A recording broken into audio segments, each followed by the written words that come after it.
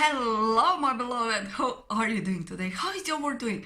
Are you totally living your best life today? Today is really your day that you can just blossom to the fullest, that you can be who you truly are with all your heart and just honor yourself, praise yourself, be really just grounded in yourself. You are loved. Just listen to your heart more. And today we are reading together A Course in Miracles. And let's see which lesson is today. Oh, today we have review and then lesson 51. So review is for 1, 2, 3, 4, 5, 6, 7, 8, 9. Oh, it's for 10 days. Review is for 10 days. I'm going to read you once that, and then we are going forward to the lesson. So, review numero uno. Just joking. Review 1. Introduction. Beginning with today, we will have a series of review periods. Each of them will cover 5 of the ideas already presented, starting with the first and ending with the 50th. There will be a few short comments after each of the ideas, which you should consider in your review. In the practice periods, the exercises should be done as follows. Begin the day by reading the 5 ideas with the comments included.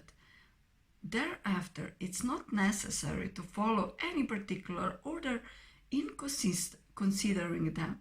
Truth, each one should be practiced at least one. Devote 2 minutes or more to each practice period, thinking about the idea and the related comments after reading them over. Do this as often as possible during the day. If any one of the 5 ideas appeals to you more than others, concentrate on that one. At the end of the day, however, be sure to review all of them once more. If it is not necessary to cover the comments that follow each idea, either literally or truly in the practice periods, try rather to emphasize the central point and think about it as part of your review of the idea to which it relates. After you have read the idea and the related comments, the exercises should be done with your eyes closed and when you are alone in a quiet place, if possible. This is emphasized for practice periods as your stage of learning. It will be necessary, however, that you learn to require no special settings in which to apply what you have learned. You will need your learning most in situations that appear to be upsetting, rather than in those that already seem to be calm and quiet. The purpose of your learning is to enable you to bring the quiet with you and to heal distress and turmoil. This is not done by avoiding them and seeking a heaven of isolation for yourself.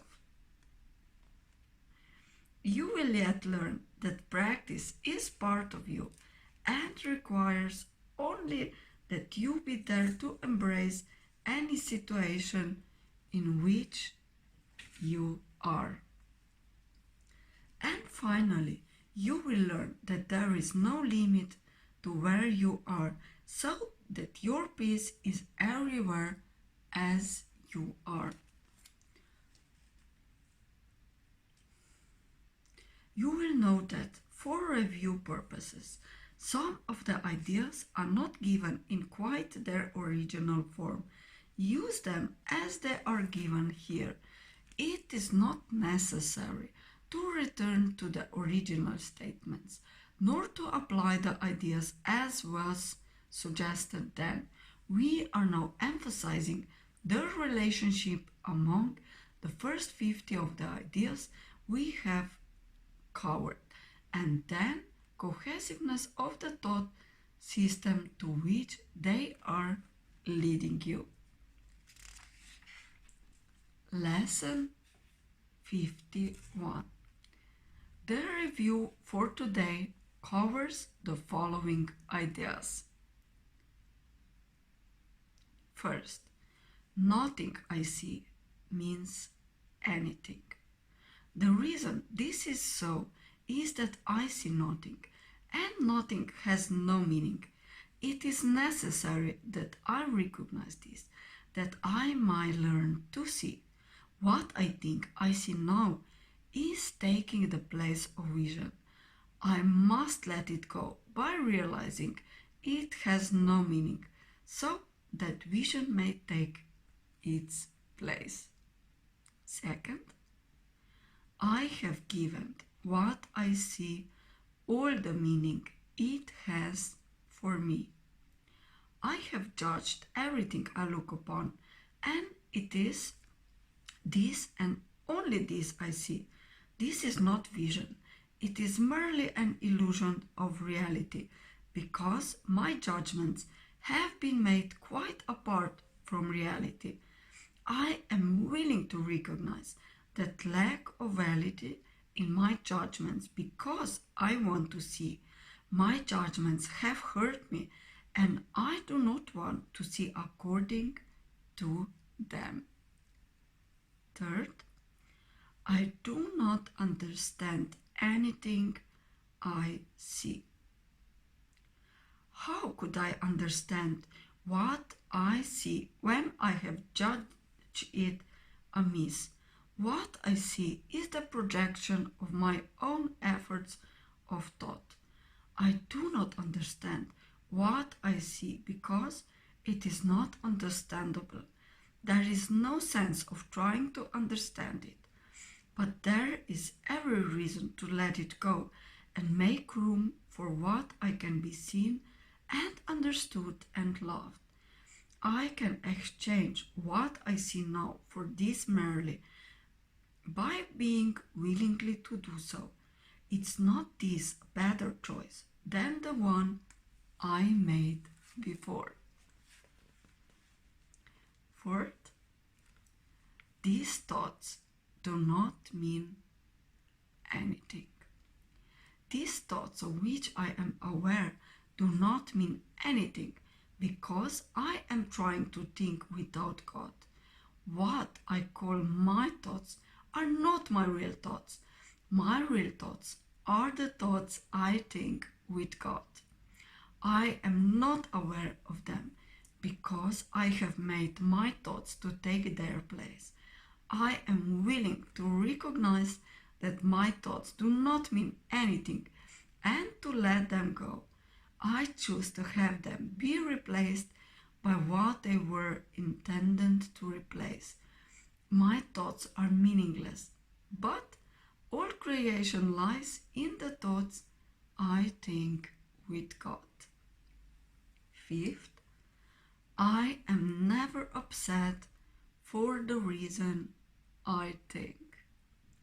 I am never upset for the reason I think because I am constantly trying to justify my thoughts. I am constantly trying to make them true. I make all things my enemies so that my anger is justified and my attacks are warranted. I have not realized how much I have misused everything I see by assigning this role to it.